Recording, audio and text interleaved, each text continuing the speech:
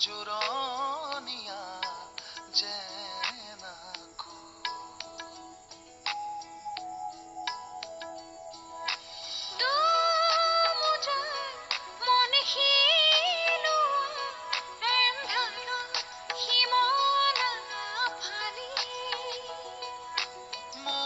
মৌনতাৰ ৰ'দ বিলোৱা সপোনৰ তুলিকা তুলি ধিমি ধিমি জ্বলে দহেচীয়া ৰাতি আউসীৰ জোনাক ধিমি ধিমি জ্বলে চকামকা চাকি আউসীৰ জোনাক এতিয়া আৰু বেলেগ কথা নাই সকাম যাওক তাৰ পাছতে মই মোৰ ছোৱালীজনীক বিয়া দিম বৰ্ণভলৈ হেজনীয়ে ছোৱালী তাই সুখী হ'লেই হ'ল আপোনালোকেও সাজু হওক ময়ো টেকেলি ধৰিবলৈ আয়তীৰ লগত পানী তুলিবলৈ সাজু সেইকাৰণে এতিয়া বৰ্ণভটৰ ঘৰলৈ গৈছে অকল সেয়াই নহয় প্ৰয়োজন হ'লে আইচিজনকো লগ কৰিব তোমাৰ এগেইনষ্টত যদি কিবা ক'ব লগা থাকে সেয়াও ক'ব जवानर्थ उत्पाने सर्वतः संप्लुतुके पवाना सर्वेषु वेदेषु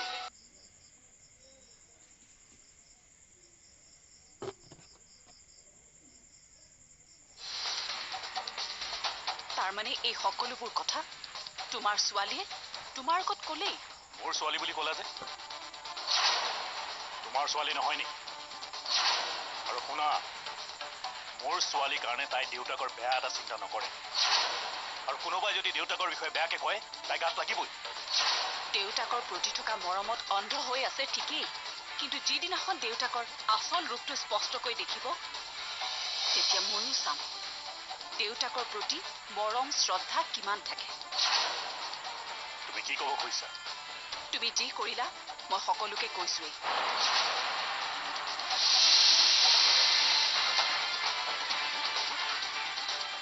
ঘৰলৈ আহিলা ভাল কৰিলা এতিয়া তোমাৰ সন্মুখতে সকলোবোৰ কথা মই সকলোৰে আগত ক'ম তুমি মোৰ লগত কি কৰিলা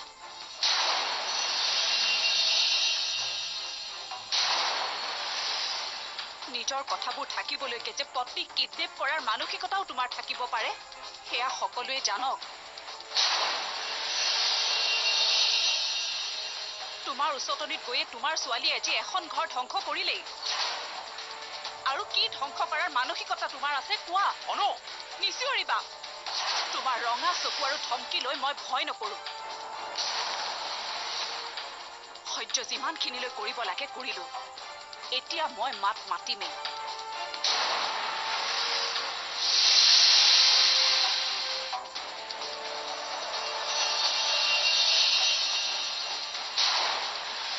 বহুত চেষ্টা কৰিও মই এখন ঘৰ বচাব নোৱাৰিলো সেইটোৱে মোৰ বাবে ডাঙৰ ক্ষোভ আগতে যদি এই কথাবোৰ পোহৰলৈ আনিব পাৰিলোহেঁতেন তেতিয়াহ'লে আজি অৰুন্ধতীয়ে ঘৰ এৰি যাব নালাগিলেহেঁতেন চৌধুৰী জীয়াই থাকিলেহেঁতেন আনৰ সুখ কাঢ়ি আনি জীয়াৰাক সুখী কৰিব খুজিছিলাতো দেখা যাব সময়ে কি কয় এইবাৰ কিন্তু মই তোমাক অকণমানো সুবিধা নিদিওঁ মনত ৰাখিবা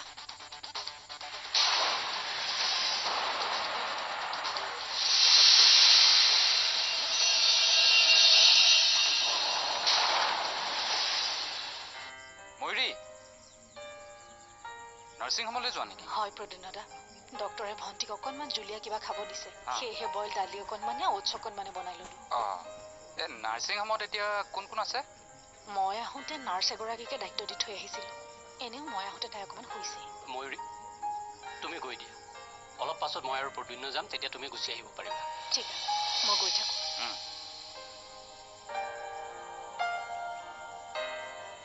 অচিন্ত আপোনাক কিবা টকা পইচাৰ প্ৰয়োজন হ'লে মোক ক'ব নালাগে দিয়ক ইতিমধ্যে আপুনি আমাক বহুত সহায় কৰিছে মই ভাবিছোঁ কাইলৈ ৰাতিপুৱা মই মুম্বাইলৈ ঘূৰি গুচি যাম গতিকে আপোনাৰ যদি কিবা প্ৰব্লেম হয় মোক ফোন কৰিব মই আপোনাক তাৰ পৰাই কিবা এটা সহায় কৰিবলৈ চেষ্টা কৰিম হঠাৎ মুম্বাইলৈ ইয়াততো এতিয়া আৰু থাকি কি লাভ বহুদিন ইয়াত থাকিলোঁ ভাবিছোঁ মাৰ এবাৰ খবৰ কৰি আহোঁ পিছত সময় সুবিধা পালে আকৌ কেতিয়াবা আহিম ঠিকেই কৈছে নিজৰ পৰিয়ালটোৰ পৰা আঁতৰি যে আপুনি আনৰ বাবে ইয়াত আছেই সেইটো বৰ ডাঙৰ কথা আচলতে মানুহৰ মনটো বহুত ডাঙৰ হ'লেহে এইখিনি কৰিব পাৰি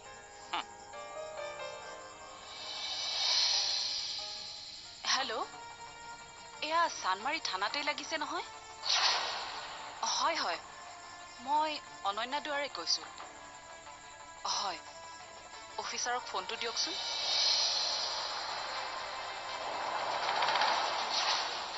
আৰে তুমি ফোনটো কিয় কাটি দিলা তুমি থানালৈ কিয় ফোন কৰিছিলা তুমি অহা খবৰ দিবলৈ মই দিল্লীৰ পৰা ঘূৰি অহা কথাটো থানাত জনোৱাৰ কি প্ৰয়োজন আছে প্ৰয়োজন আছে তুমি ঘৰলৈ অহা খবৰটো অফিচাৰক জনোৱাৰ কথা আছিল কি অঁ মোক যে কিডনেপ কৰি ৰখা হৈছিল সেই ঘটনাটোৰ তদন্ত চলি আছে মোৰ ফালৰ পৰা থানাত এখন FIR দিছোঁ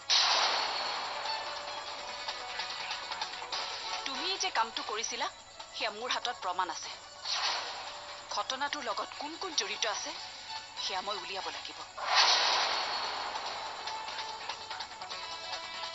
মোক কিডনেপ কৰাৰ ঘটনাটোত মই কিয় সহজে এৰি দিম মই পোৱা কষ্টখিনি তুমিও পাব লাগিব আৰে তুমি বাৰে বাৰে একেটা কথাকে কিয় কৈ আছা মই তোমাক কিয় কিডনেপ কৰিম সেয়া মোক প্ৰমাণ দিয়াৰ প্ৰয়োজন নাই পুলিচক দিবা পিছে এটা কথা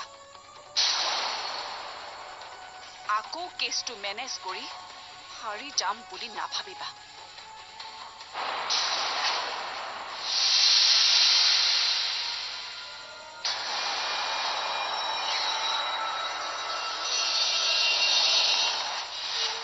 মই কথা এটা ভাবিছোঁ কি কথা ককাৰ সকামৰ পিছতে ময়ো চাগে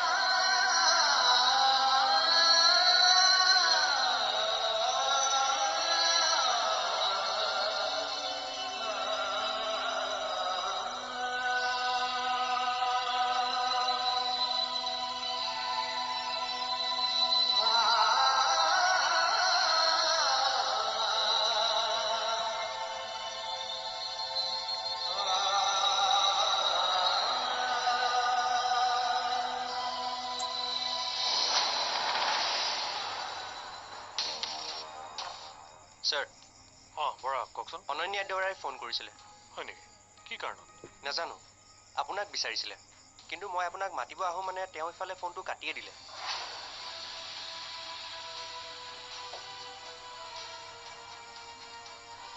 নিশ্চয় সত্য দুৱৰা ঘৰলৈ উভতি আহিছে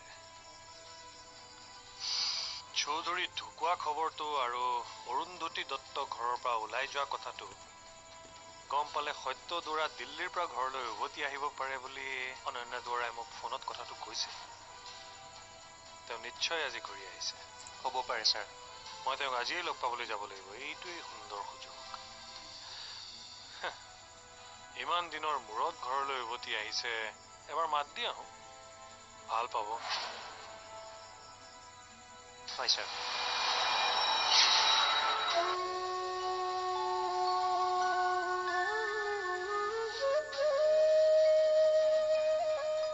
দেউতাৰ কথাবোৰে তোকো বৰ আমনি কৰি আছে নহয় দেউতা ভাল মানুহ আছিল যে সেইকাৰণে হঠাতে এনেকৈ গুচি গ'ল কিনো কৰিবি উপায় নাই বাইদেউ মই কথা এটা ভাবিছোঁ কি কথা ককাৰ সকামৰ পিছতে ময়ো চাগে এইখন ঘৰৰ পৰা যামগৈ কি তই এইখন ঘৰ এৰি কলৈ যাবি ককা জীয়াই থকালৈকে ককাকে মই সেৱা শুশ্ৰূষা কৰি আছিলোঁ এতিয়া ককা নাই যেতিয়া এইখন ঘৰত মই কেনেকৈ থাকিম?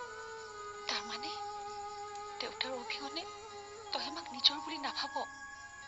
তেনেকুৱা কথা নহয় বাইদেউ, কিন্তু ককাৰ অবিহনে এতিয়া এইখন ঘৰত থাকি মই বৰ অশান্তি পাম বাইদেউ।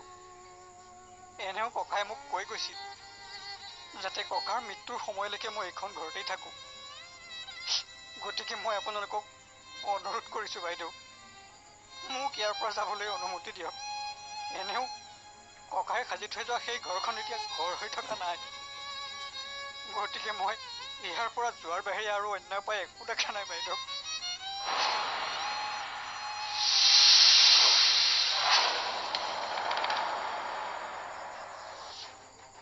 তুমি মোৰ এগেইনষ্টত থানাত কেছ দিছা। মই কৈছো এতিয়াই থানালৈ গৈ তুমি কেছটো উঠাই লোৱা। মই কিন্তু কথাটো বাৰে বাৰে কৈ নাথাকো। কিয়? কিয়? মোৰ প্ৰেষ্টিজৰ কথা আছে। মানুহে কি বুলি ক'ব? আচ্ছা, নিজৰ পত্নীয়ে স্বামীৰ ওপৰত কেছ কৰিলে তোমাৰ প্ৰেষ্টিজ যায়, আৰু সেই স্বামীয়ে পত্নীক কিডনেপ কৰিলে তোমাৰ প্ৰেষ্টিজ নাযায়? নিজৰ পত্নীয়ে তোমাৰ মুখা খুলিব বুলি জানি সেই পত্নীক পাগলী সজাবলৈ যাওঁতে তোমাৰ প্ৰেষ্টিজ নাযায়? তুমি মোক মিছাকৈ সন্দেহ কৰিছা। ইমান দিনে মই তোমাক সন্দেহ কৰিয়ে আছিলো, কিন্তু আজি মই নিশ্চিত হলো। তুমি মোৰ লগত কি কি কৰিছিলা মই সকলোবোৰ জানো। মোৰ বেমাৰত ডক্টৰে খাবলৈ দিয়া মেডিচিনবোৰ তুমি খিৰিকীৰে পেলাই দিছিলা, কাৰণ তুমি বিচাৰিছিলা মই যাতে সদায় পাগলী হৈ থাকো।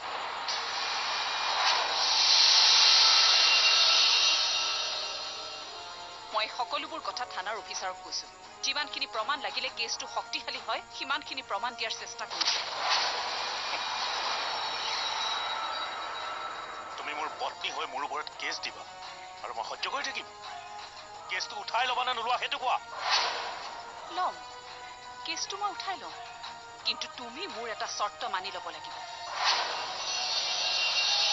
তুমি তোমাৰ ছোৱালীৰ আগত স্বীকাৰ কৰিব লাগিব যে তুমি দুখ কৰিছিলা।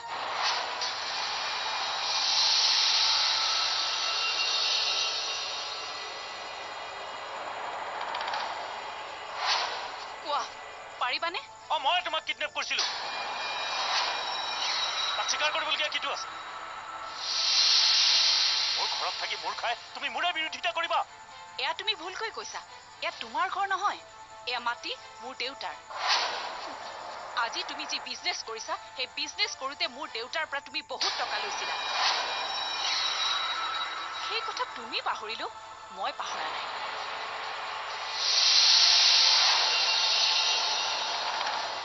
মোৰ দেউতাৰ অঘাত সা সম্পত্তি লোভ সামৰিব নোৱাৰি তুমি যে এদিন মোক বিয়া কৰাইছিলা, সেই কথা মই ভালদৰে জানো। তোমাৰ নিজস্ব আছিলে বাকী। আগতেই যদি মই তোমাক চিনি পালোহেঁতেন তোমাৰ লগত মই কেতিয়াও বিয়াত নবহিলোহেঁতেন। দেউতা!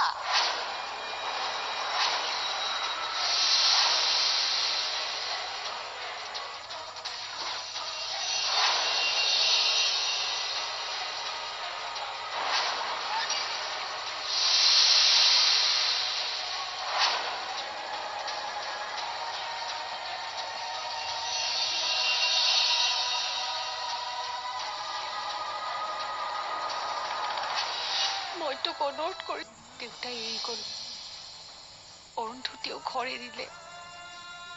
কাইলৈ এখেতেও কামৰ বাবে ভোগজানলৈ যাবগৈ। সকলোৱে নিজৰ নিজৰ কামত ব্যস্ত হৈ যা। সকলোৱে কেৱল নিজৰ কথাকেই ভাবিছ। মোৰ কথা কোনোবাই এবাৰ হলেও ভাবিছনে? মই কেনেকৈ জীয়াই থাকিম? সকলোৱে মোক কিয় ইমান কষ্ট দিব খুজিছ? সকলো গুচি যোৱাৰ পিছত এইখন ঘৰ নহয় মৰিশালী হব। ইমান দিনে তোকো মই ঘৰৰ ল'ৰা বুলি ভাবিছিলো, কিন্তু এতিয়া তইও স্বাৰ্থপৰ হলি। যা যা, তহঁত কাকো মই ধৰি নাৰাখো।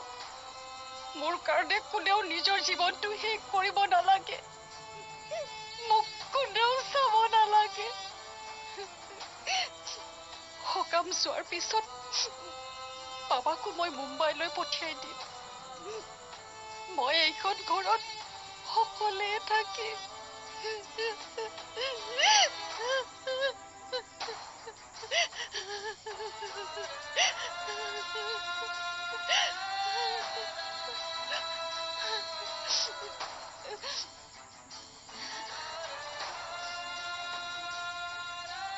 মই তোক অনুৰোধ কৰিছো বিনয়, অন্ততঃ তই মোক অকলশৰীয়া কৰি আঁতৰি নাযাবি। অকণমান সাহস দিবলৈ তই ৰৈ যাচোন, নহলে এইখন ঘৰত অকলে থাকি এদিন মই পাগলী হৈ যাম। মোক অকণমান বুজিবলৈ চেষ্টা কৰচোন।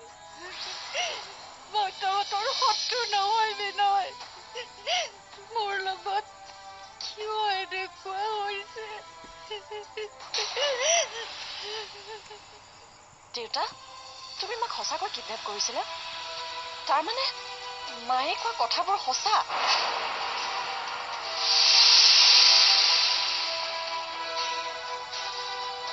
এয়াই তোমাৰ দেউতাৰৰ আচল ৰূপ। তুমি একো নোকোৱা কিয়? এতিয়া দেউতাৰে কি ক'ব? ক'বলৈ জানো তেওঁৰ হাতত কিবা উত্তৰ আছে? আজি তুমি দেউতাৰক যিটো অৱস্থাত দেখিছা, এনে ব্যৱহাৰ তেওঁ মোৰ লগত গোটেই জীৱনটোৱে কৰি আহিছে। তোমাৰ পৰা মই বহু কথাই লুকুৱাইছিলো, কিন্তু আজি নিজেই চকুৰ আগত দেখিলা